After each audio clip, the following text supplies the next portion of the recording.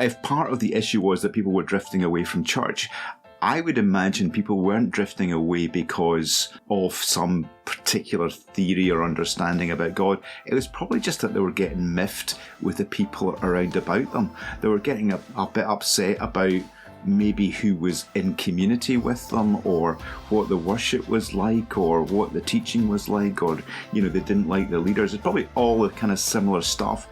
And I think that there needs just to be, for all of us, that kind of re-evaluation of what is the real core importance and what is actually just marginal. And I think that's kind of what a lot of this is about. It's about Jesus is central. Welcome to this week's Calling a City to Life. Yes, we are back. The podcast that gives you a little bit more of your Sunday sermon is back in session for a new season. We're calling this season 3 just because we get to call it whatever we like. So we're calling it season 3. And you just picked the number? We just picked a number. So it's like, when you start a new business, you don't want to make your first invoice number 1. So you pick a random number so that the people you send your first invoice to think you're a really busy business. It's like that. So this is season 3, episode 1. And we are starting with a review, a sermon series on the book of Hebrews. But let's say good morning, for it is good morning to those that are gathered with us. So good morning, Iain. How are you? Hello there. I'm good. Thanks, Richard. Yep. Whether it's morning, noon and night, I'm feeling okay today. Brodie, good morning. Did you see the eclipse at all yesterday, talking about morning, noon and night? No, I didn't see the eclipse. You must live somewhere that's sunny, Richard, if you saw it, because it was a very cloudy sky. Yeah, in theory, you could have caught a little bit of it, but no, I didn't see it. We were at the wind farm, but we weren't even high enough up there to see the horizon. Jack, how are you today? I'm fine. I'm sort of feeling like it's a trick question for some reason. I don't know why. No, well, it's not a trick question, so we're glad you're fine. Right, well, let's crack on. So we'll continue what we normally do, which is we'll get Iain to give us a quick summary of the preach, and then we'll start in with a couple of questions to get us going on the book of Hebrews. So Iain, give us a 60-second summary. I will try and do that. I mean, we're setting the table for a whole series here in the book of Hebrews, and we'll get into why we think the book of Hebrews is significant, I guess, in a moment or two. But the first few verses are really like an overture to a symphony. So maybe just pulling out some of the themes from the sermon. God in Jesus, or Jesus is God's full and final word. He is the most vivid and clear expression of all that God is.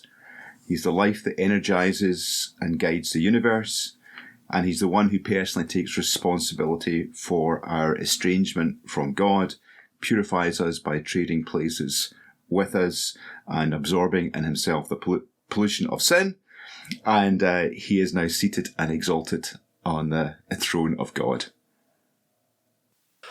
Great stuff. Well, let's do a summary, first of all, of the actual book of Hebrews before we dive into it. So, easy question first. Who wrote the book of Hebrews? Nobody knows.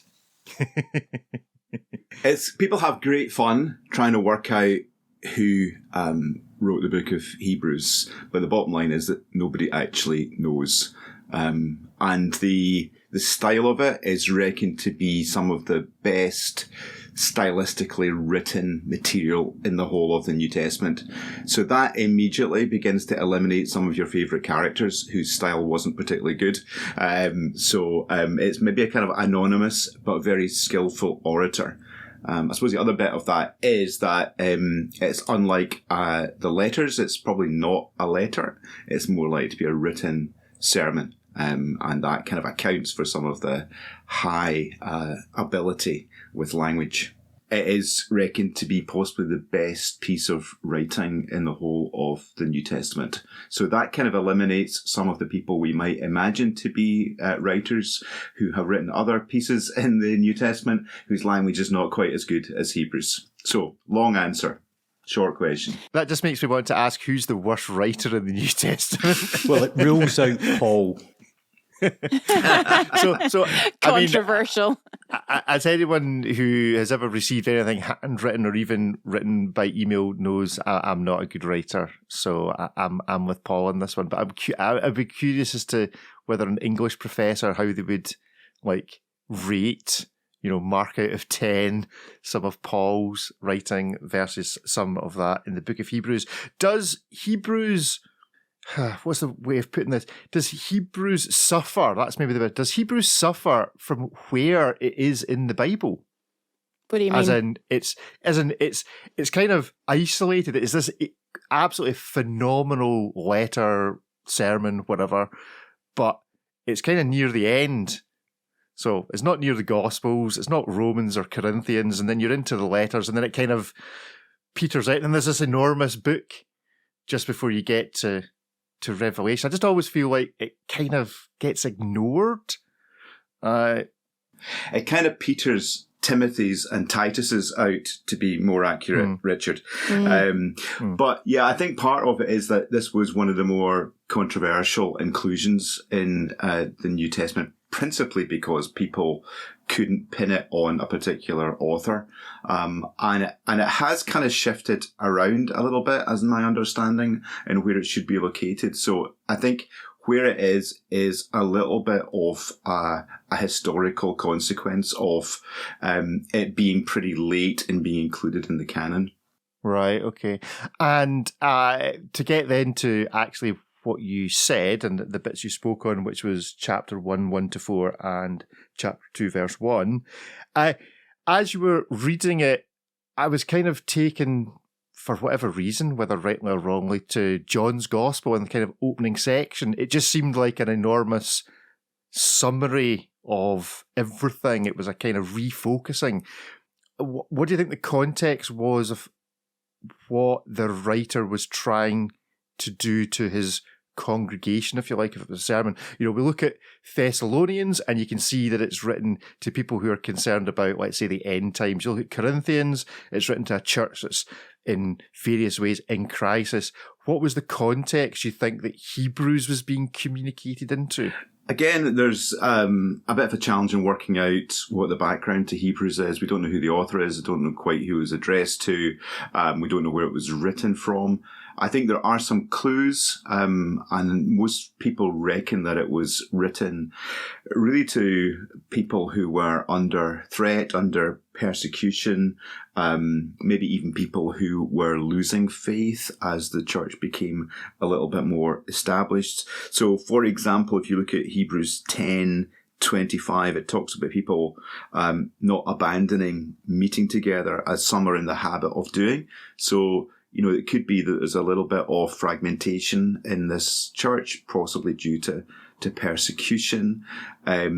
So that tends to be the main reason that people give, and it seems to be the internal conversation that's going on. Again, you get in chapter 2, I referred to that, just as standing firm under pressure. And that's how that's how we're framing this series, is that just like these people who were reading or hearing this address initially, we face all sorts of pressures to give up. And this is really written as a word of encouragement, in the sense that it actually conveys courage and strength to people who are up against it, which I think we could probably identify with. So take us through the first part of what you were saying in the intro in chapter 1. Yeah, so I think just that phrase in Hebrews 2:1 about paying close attention to what we've heard so that we don't drift away. I think I began by suggesting that there were a number of stresses. I guess we could enumerate a whole host, but lots of pressures around us to drift away. And then this really comes like it's like a bombastic opening salvo that comes in the beginning of this book. And really the first little bit, which is what we concentrated on, is almost like a kind of overture to the themes that will be articulated in more depth as it goes through. So it really launches in by really saying that God has spoken most fully and most finally in the person of his Son. Yes, God has spoken in the past at many times and in various ways, but the pinnacle of that revelation is is Jesus, and he is the one who reveals with most clarity the reality of God and who God is. And so that is that kind of rallying cry of Hebrews, to make Jesus central and to fix our attention and our eyes on him. So my Bible has the section marked as the superiority of Christ. And obviously there are a few chapters in Hebrews which are to do with Jesus being greater than the angels and Jesus being greater than Moses and so on. And if you bear with me a little second, I was being reminded of a children's talk I heard many, many years ago, which was referencing silica gel. And when you buy a pair of shoes and there's a little packet of silica gel in it, and on the packet it says, "Do not eat." And of course, all of us look at that and think, well, of course, I'm not going to eat silica gel.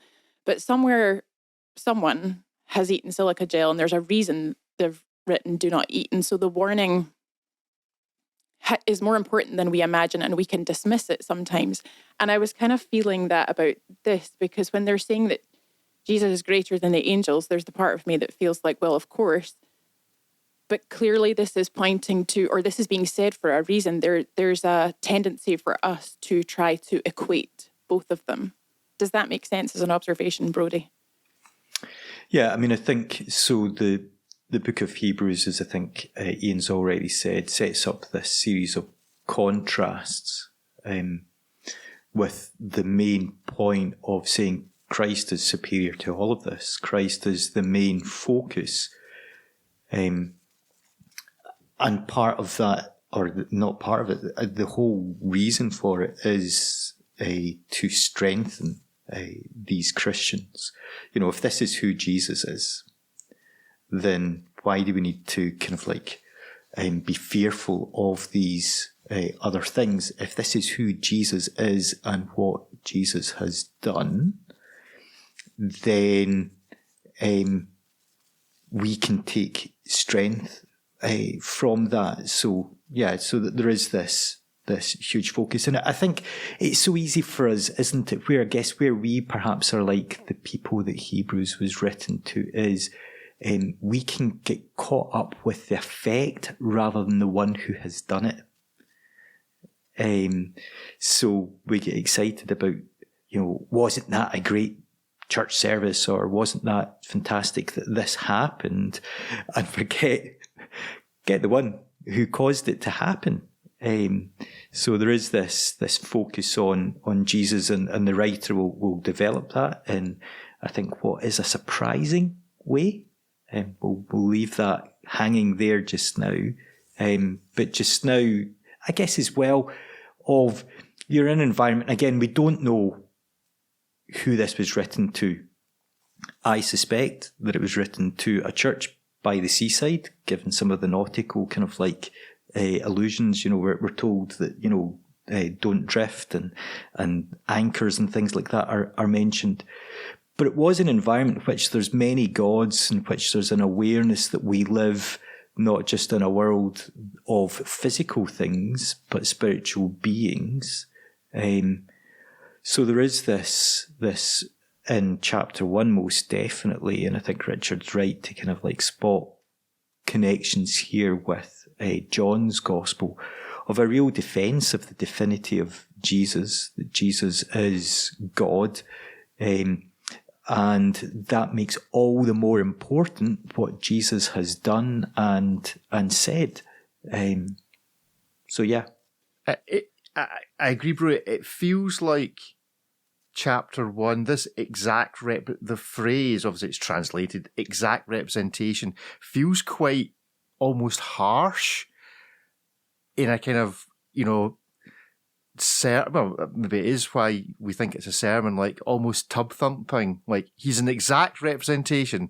Get this into your heads. Like, I've told you this, and I'm telling you again. He's an exact representation, as if it's really speaking into, some sort of situation whereby people are losing sight of, as you said, of who is actually causing the outcomes that they are grateful for in their lives, and in their worship, etc. that they need to be reminded that Jesus is an exact representation. Maybe it translates. You guys will know better as to what the Greek it comes from is, but it just seems quite a definitive, phrase that's used to say, no, exact representation of God. Move on to the next subject. Yeah, well, Iain pointed out the Greek that it came from on Sunday, so I'll let Iain pick up character. Yeah, so the word is character. I guess we can easily recognise where that's come into English, but it really meant it was used rather for the imprint of the emperor's face on a coin. So there was an authorization about this. There was an authority that was effectively being stamped. So, if you want to use the correct currency to have the right effect, you've got to use that which has been minted in the appropriate way. So if you're wanting to understand who Christ is, then he is that exact imprint. If you want to understand who God is, then the imprint, the accurate and authoritative imprint is Christ himself. And I think there is this real preaching quality to this, because, if part of the issue was that people were drifting away from church, I would imagine people weren't drifting away because of some particular theory or understanding about God. It was probably just that they were getting miffed with the people around about them. They were getting a bit upset about maybe who was in community with them, or what the worship was like, or what the teaching was like, or, they didn't like the leaders. It's probably all the kind of similar stuff. And I think we all need to be pulled back to this contrast. If what we actually believe is that Jesus is the Son of God, that he has provided purification for sins, and that he is raised to the right hand of God, resurrected from the dead, then all the rest is just details. And I think that there needs just to be, for all of us, that kind of reevaluation of what is the real core importance and what is actually just marginal. And I think that's kind of what a lot of this is about. It's about Jesus is central.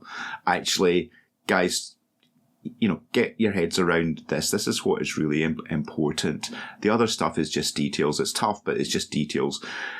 The persecution is tough, but look, compared to the surpassing worth of knowing Jesus, really, compared to fix your eyes on Jesus who suffered the cross, that's Hebrews 12, so that whole thing about fixing your eyes on him, because actually, in contrast to the other stuff is just, is minuscule in comparison. I think as well, I'm sure Iain's right that some of the reason that people would drift is just kind of like the normal everyday bumping up against each other and grievances and things like that as well. But I suspect as well, because Iain's already mentioned that, this church is experiencing some kind of persecution or hardship. And I wonder whether there's some people who are asking a question like, wow, this Christianity thing doesn't really work, does it? Because I'm still suffering and the world's a mess and this isn't going right and that isn't going right. And part of what I think the author is doing here is because, as Iain just said, Christ suffers on a cross, and that is one of the main things that Hebrews is going to labour, is here's Jesus, who is fully God, equal with God, created all that we see, sustains all that we see, and yet he suffered. And there's something that we need to learn from that. So this is strengthening for people who are suffering. Is one of the things I think. If Jesus, who is God, suffered, then we, in following him, will also suffer. But look, that was just for a little while, and he's been raised and he is exalted. He is seated at the right hand of God, and as God's heir, we are his brothers and sisters. We are co-heirs. So what has happened to Jesus will happen to us. Be encouraged.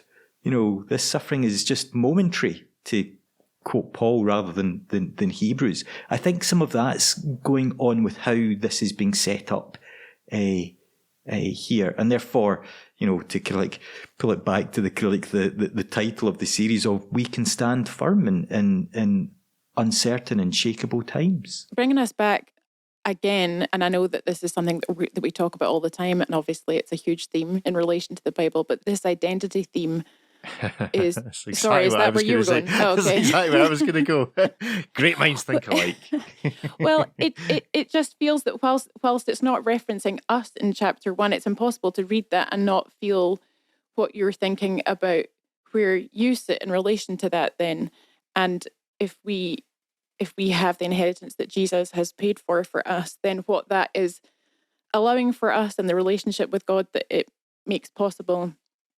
But it just feels that, I know that in the Easter sermons that are also available on the podcast, although we didn't have the chat about them, that I can't remember which one, Iain, but you had talked then also about who Jesus was, and that our response to that is, forget everything else. If he was the Son of God and if he died and rose again, then there must be a response. And it feels like this is bringing out the same feeling of what then is your response to this, because this is who Jesus is. And it's impossible to hear that and not respond to it in some way. Yeah, it's where you guys have gone, and it's where I went also in the sermon, in that the whole metaphor really of character, that expression of the imprint of God, is very close to the idea of icon or image of God.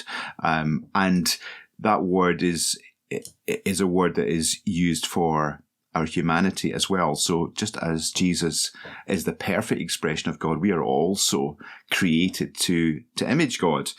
So our identity is declared upon us. It's not just something that we have to dig up from inside. And I think this whole thing of finding your true identity is a very 21st century sort of a thing. But actually our identity is really embedded in what we are created to be, and in the story of creation, where we are made as human beings to be images of God. That imaging is varied, that imaging is fractured, it's imperfect, but it is still who we are as human beings. So connecting with that identity is really essential, because that's the only place really that we're going to find a stable identity that is productive in our lives. And so I think I referenced Genesis 1:27 about God creating humanity in his own image. In the image of God he created them, male and female he created them.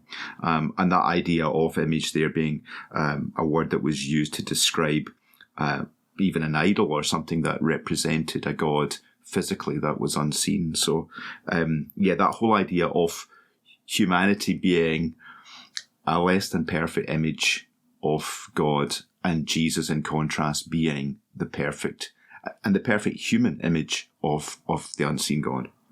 It was a side note, but you did say that both male and female are represented in his character, and I think it's so important for us to remember that.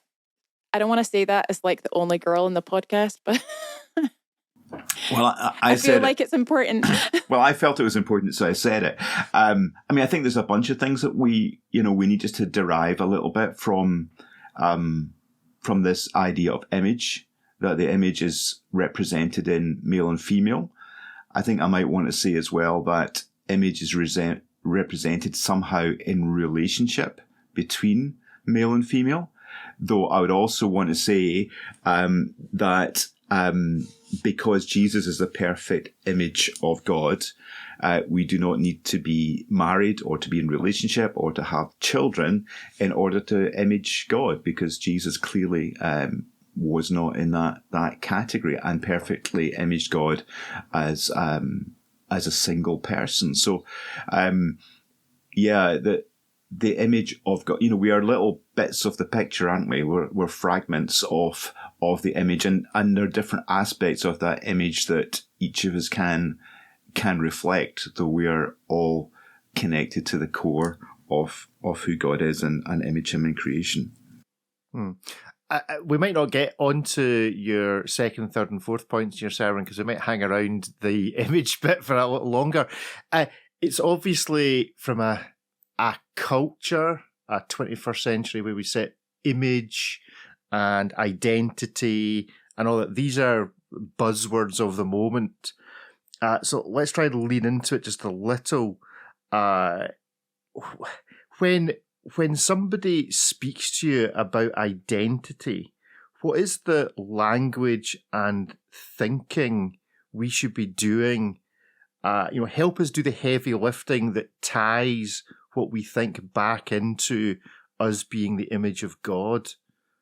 Because you related, you took one step further from the king, the emperor being represented in our coin, and then you tied that into how we relate in God's image. Can help arm our listeners with the language that we can use when we're thinking about this. I think that's a whole podcast in itself, Richard, in all sorts of ways. I think one of the things that we need to at least begin to lean into as Christians in particular is that who we are comes out of a great and massive story. And I think we need to help people to perceive that identity is not something that is just simply located in the self, but is located in God's creation and God's creation of humanity.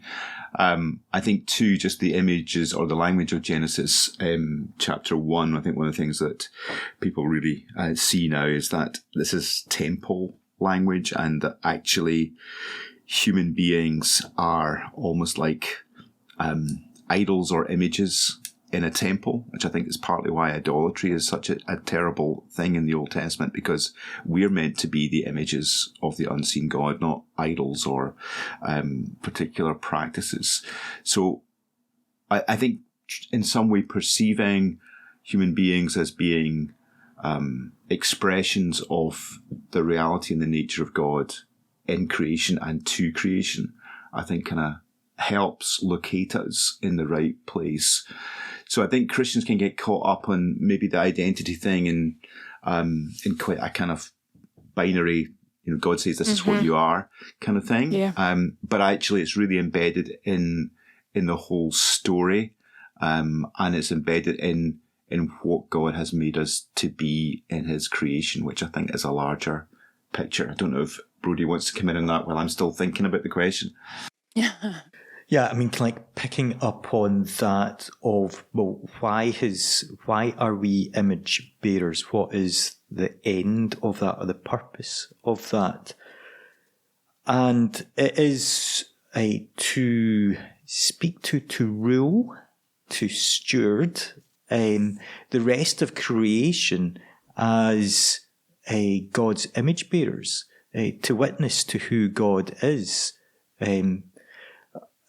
And part of that, so if we think of the technical word, the cosmology of the Bible, of there is a God and his goodness.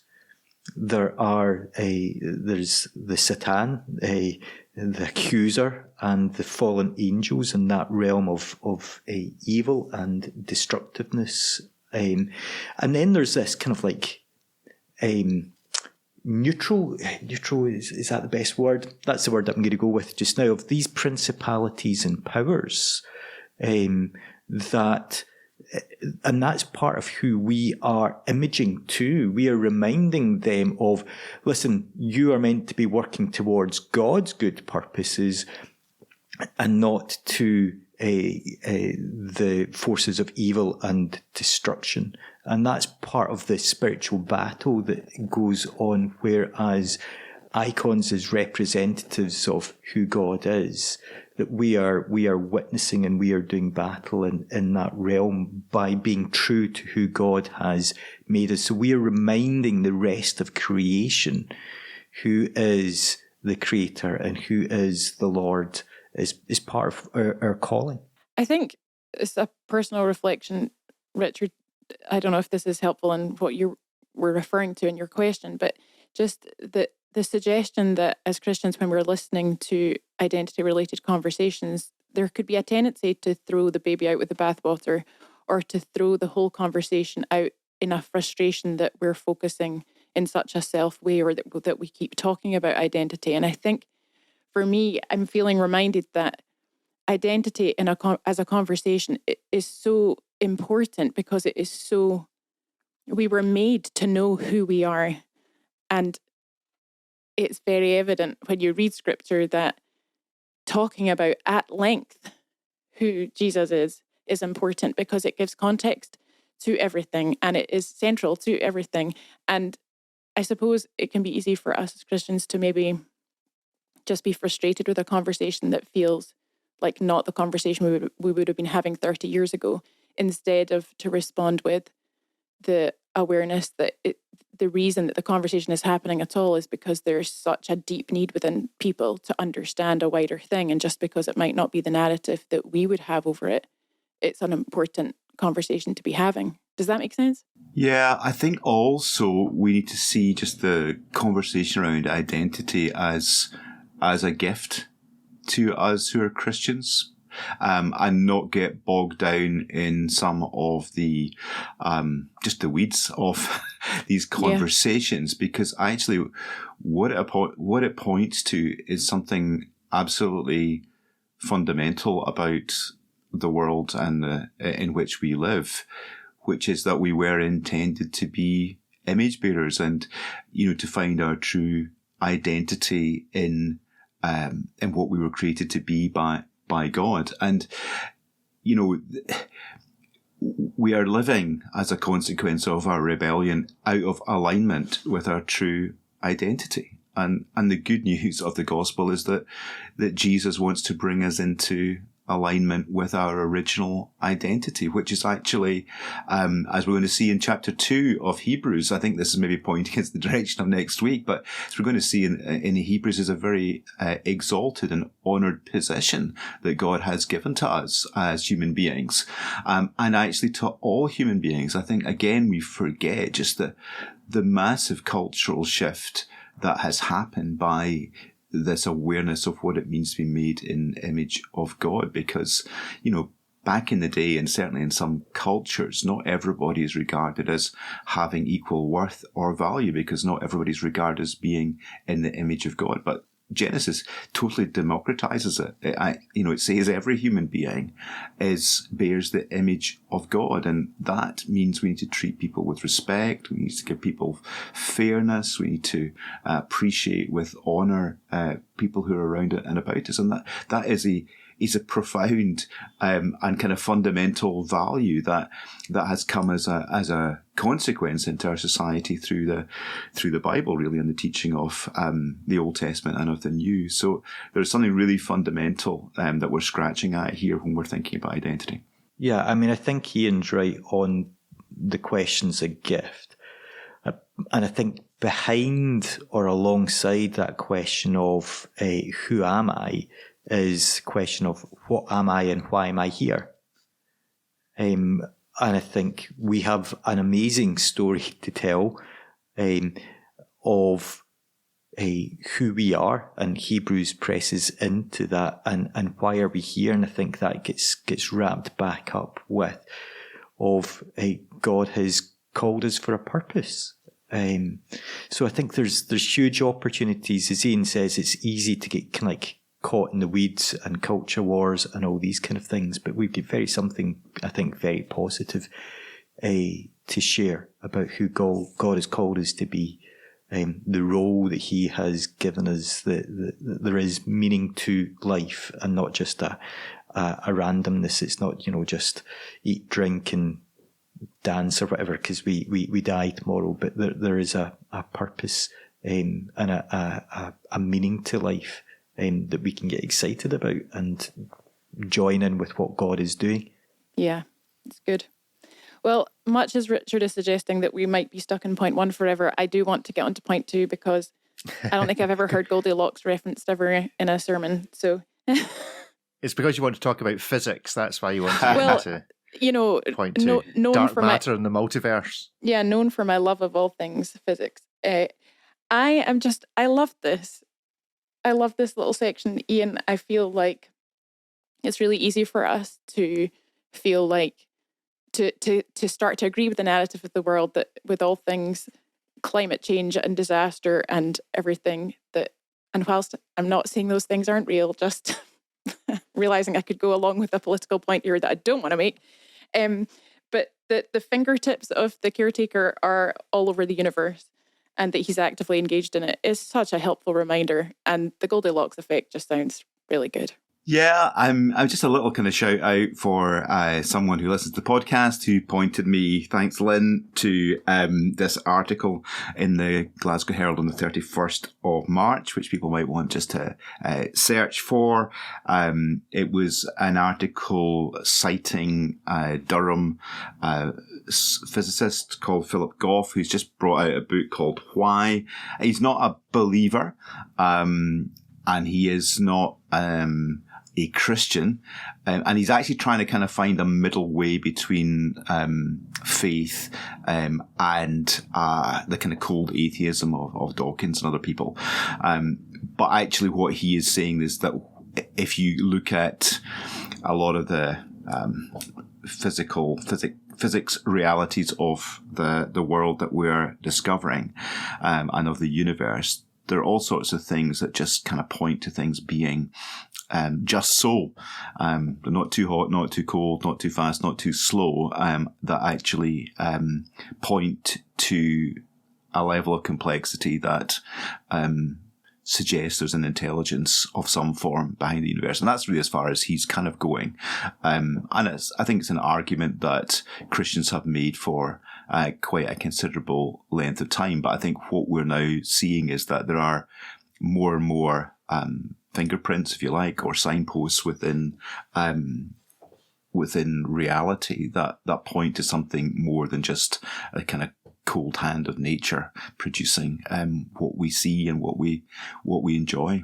I think we are guilty, though, of feeling like he's not sustaining all things. Do you know what I mean? Like, I think we're just. So does that make sense, Brodie? Sorry. Yeah, I was thinking about that walking to work this morning, because I think that's one of the key things of it talks about through him all things were made or created, the worlds, and I think there's a few things to take from that. One is that if Jesus is co-creator with God the Father and Spirit, then all three share the same vision for created order. That Jesus is perfectly aligned with the Father. So you don't have, God is like this and Jesus is like that. So he's doubling the writer, and we're assuming it's a he. There is one kind of like person, well, not one. There's some people think Priscilla might have written this, but that's, as we've already said, highly speculative.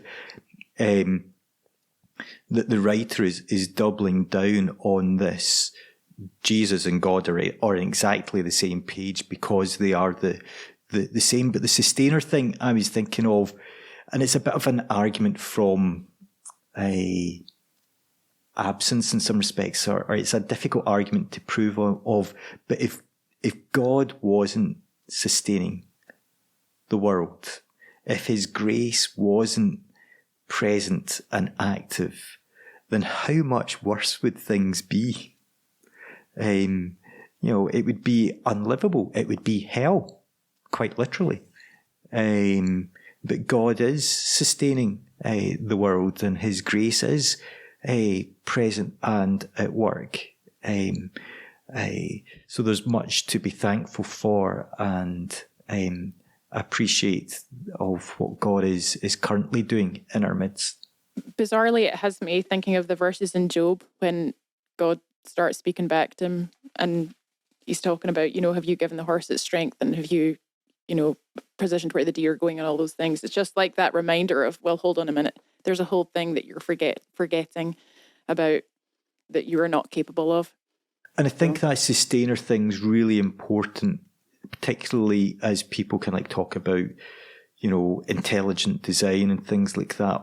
Because the danger is, or certainly since the Enlightenment, there's a whole idea of kind of like the watchmaker God who, he made the watch, he wound it up and then has disappeared somewhere else and left us on our own.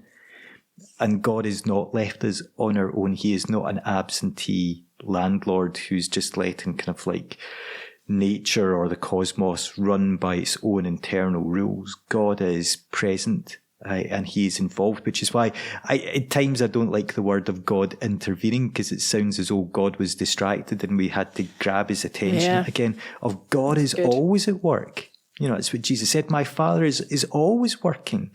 So Jesus is the constant sustainer of creation. The Spirit is always at work, bringing life and healing and transformation. God is always at work. So he has not made it and left us to our own devices, but is present to and within creation. So I just want to, I just agree with Brodie on all of that, but I want to add an and rather than maybe a but to the conversation, which really brings us back to this whole idea of humans being made in the image of God, and that is that we've been given a task in creation to be caretakers of it in the way that Christ is the overall caretaker of creation. So we can't just absolve ourselves of responsibility and say, look, Absolutely. it doesn't matter what we do, Jesus is going to fix it all, because we're actually supposed to be functioning in alignment with one who has the best intentions for the best functioning of creation in place. So in order to be image bearers, we need to be caretakers of creation as Christ is sustaining it. We too need to contribute to the sustenance of creation. So just a little and to add to that in agreement with Brodie. And that's an and that I would agree with. Yes. I know. Yes. I don't suggest either of you go to American politics with that though now, but yes. Okay, well, let's move it on a bit, but we're going to take our traditional off the topic for a few moments before we finish up with Ian's final 2 points. So we haven't done this for a while. Who's got I know Jack's got a good off the topic. I don't think it's a good off the topic. You think it's a good off the topic. I think it's a cracking off the topic. Why? It's more a question. It's more one of those questions you throw out into the universe in the hope that somebody knows the answer to it. Okay. And so now go, I need to go start for with it, Jack. You're Okay. first off the topic. So Richard and I were walking the dogs at the wind farm, as we often do, yesterday, and much as there were lessons from a jigsaw, there's plenty of lessons from a wind farm too. But I was standing underneath one of the wind turbines that we walk past always every day, and I've decided to call it Miller, as in, Windy Miller.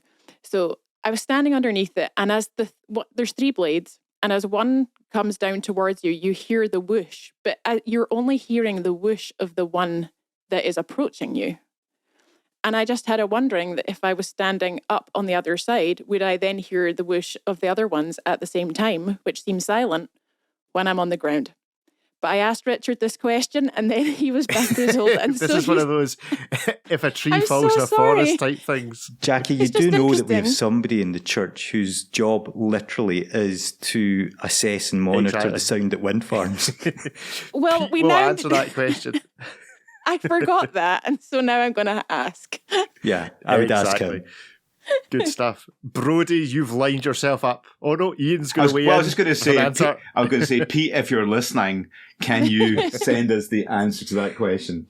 I will get Pete to record an answer. I mean, it just Brodie. is, the whole thing gets more and more interesting, though, because I just find wind farms fascinating. I think we all should, but there you go. Moving on. Advert for could we get sponsored by Windley's for going for a walk there? It's a great place to go for a walk. Sticking with sound, for the first time ever, was it last week or the week before, went to the Hydro for a gig, so that was a good experience. Normally the gigs that I go to are much smaller, but yep, couldn't see the person on stage really, had to kind of use the big screens, but hey, there we go. The sound was excellent. So tell us who you saw. John Mayer. Oh, cool. I'll tell you a story about that. Well, actually, that rolls into my one. I have some folk I know were backstage with him because John Mayer's a big watch collector. And today, just to touch on Brodie's watchmaking god stuff, today's Christmas Day for watch lovers such as myself, because it's the start of Watches and Wonders. So all the brands have all their nice new shiny releases. It's like a big car show, but for people that like wristwatches. So that's my off the topic. Feel free to go and check out the website, avlogtowatch.com, to have a look at all the new releases. That's a side plug. There we go. So, John Mayer's a big watch fan, so there's a few folk backstage there last week with him. I didn't know you were a big fan, Iain. My ambition for the next few weeks is to get off the topic. So just looking for some space and time to be off topic would be nice. So Iain would like suggestions. So if you've got, I don't think he'd like suggestions. I think he just wants time. Time, okay. So there you go. So Iain would like some time to sit back. Who's preaching this Sunday? Is Brodie? I hope so. Brodie. Mm-hmm. You hope so, yeah. Well, I hope from the point of view of that's what all my diaries and rotas are saying, so I hope they're correct. It would be a bit of a shock to find out on the podcast that you were preaching this weekend. A bit short notice. It would not be the shortest notice. That's a whole other conversation. So seeing as you don't have an off the topic, we have a confession time instead. Shortest notice you've ever had to preach? It's off the cuff. I've certainly had off the cuff, but also, at Queen's Park a long time ago, 15 minutes was what I had, which was basically somebody else who will remain nameless phoning me up and saying my head's in the toilet. I don't think I'm going to be able to stop throwing up. Can you please fill in? So it was quarter past 6 for a 6:30 start. All right, okay, good stuff. Yeah. Right? Can I just say that was not Brodie? No, it wasn't me. So, yep. See, all you're doing is you're narrowing down the potential people that it was now. Okay, let's move on. There was the final 2 points. We'll roll them a bit in together because they'll certainly come up again in the next few sermons. Purification for sin and ruler above all powers were where we went to next. Iain, why don't you just give us a lead in to the end of what you were preaching on Sunday, which deals with both of these points? Yeah, as you say, I mean, we will totally come into the whole thing about sacrifice and what that means in the life and death of Jesus as we go through the book of Hebrews. Hebrews is it's kind of unique in that it zooms in on the whole sacrificial system of the Old Testament and uses that as the basic language and elements that go into the construction of the whole view of atonement, of putting things right with God, that comes through the whole of Hebrews. I think what it does in a way that is stands out amongst the other books of the New Testament is that it takes all of these threads that are repeating throughout the Old Testament and then pulls them all together and locates them all, fulfills them all in Jesus.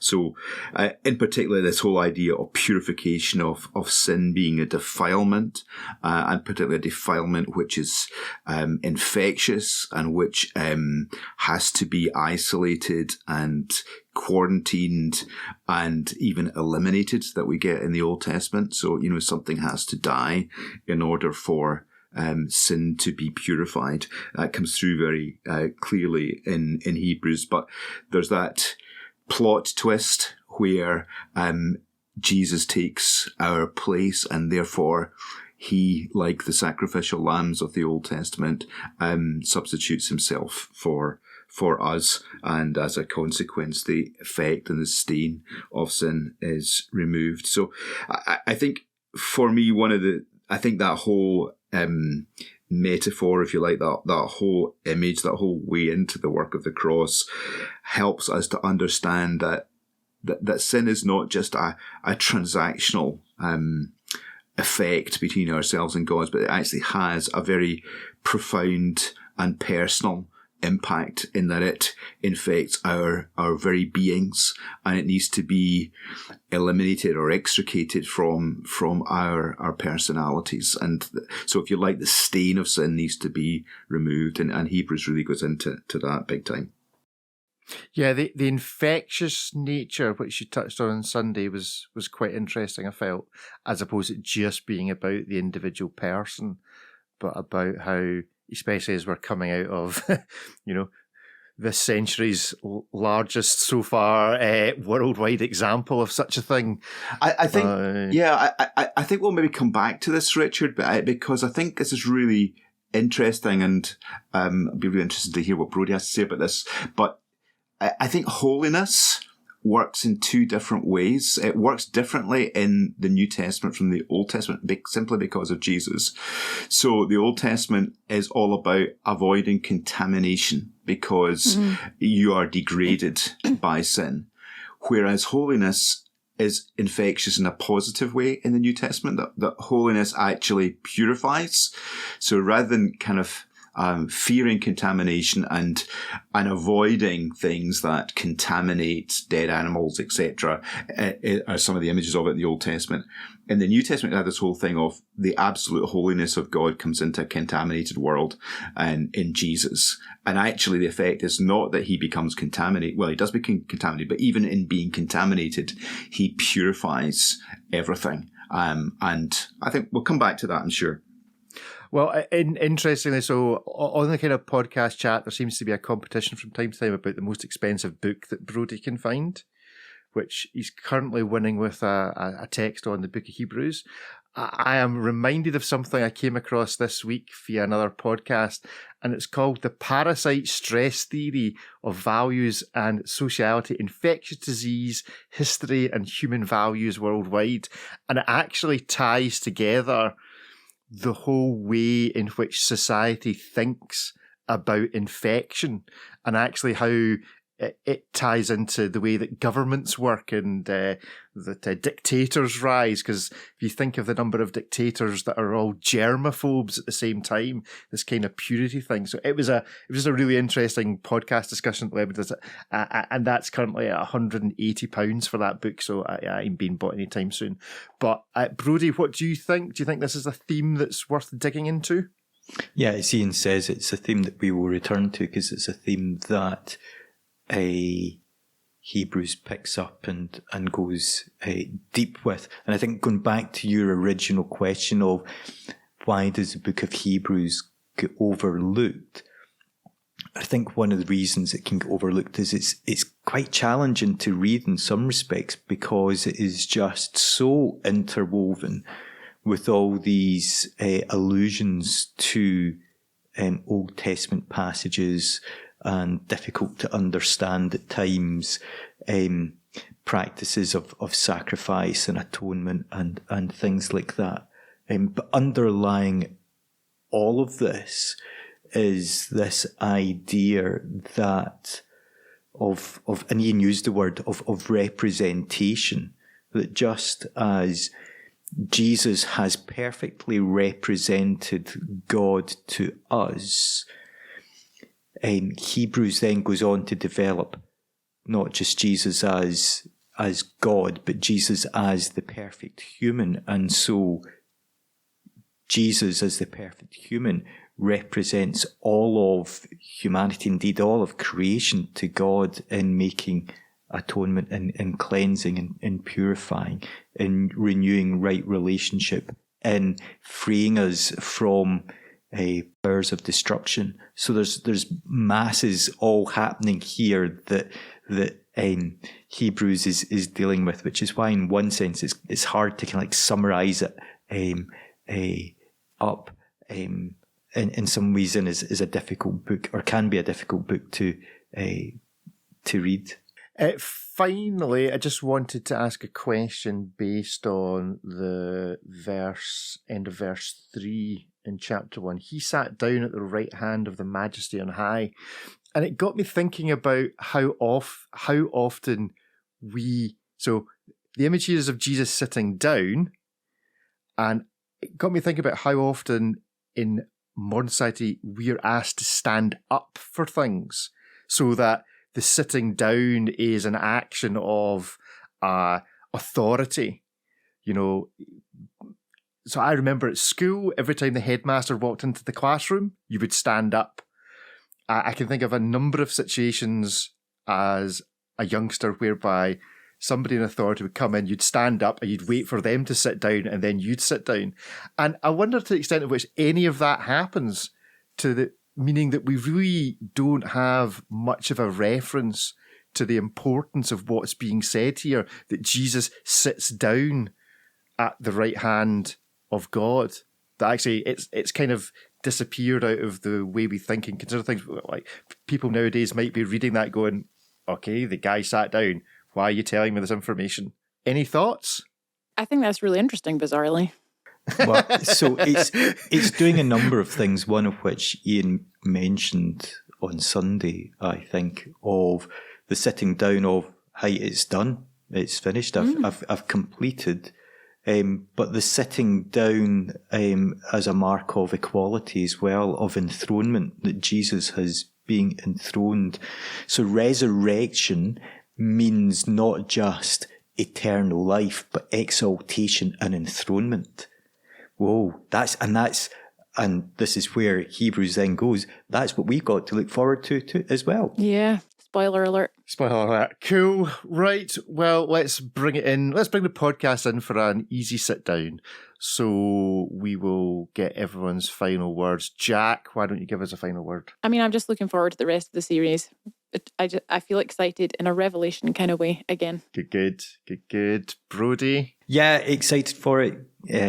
Chapter 1 sets us up nicely. Iain set it up nicely with the importance that who God is, the Son is. They share the exact same imprint of being, and we have the fun to look forward to of unpacking or following Hebrews as it unpacks the implications of that for us. Great stuff. Iain, you preached it. You get the final word? Yeah, maybe just to call out something we didn't really dig into. Lots of things we didn't dig into. It's just such a rich text, but just a very simple thought, which is that God is actually like Jesus. And the purpose of this is to remind us that when we consider what God is like, we need to look at him through the lens of Jesus. And I think that is very liberating for people, because we get our heads in a tangle. We create all sorts of portraits of what we imagine God to be or not to be. And if we can see that God is like Jesus, then I think that really liberates us to relate to him in a way that is really life-giving and hope-filled. So that's kind of my last thought. Great stuff. Well, thank you everyone for listening and joining us this week. Please do get in touch with the show. Email office@qpbc.co.uk if you'd like to make a contribution or have a question. .org. I was going to say we're .org. What did I say? .co.uk.org. I'm not sure. Does anyone know where qpbc.co.uk goes to? No. Well, we'll investigate that for next week. Some engineering company in Forfars getting a load of emails about the Book of Hebrews. Maybe that's a good form of evangelism. I don't know. Anyway, so tune in next week. We're also looking for production assistance. So if podcasting in general is something that interests you, then do also reach out if you'd like to learn a bit about how it all works and maybe get involved. So there we go. That's it from all of us. See you again in a week or so's time. Goodbye. Goodbye. Bye. Bye.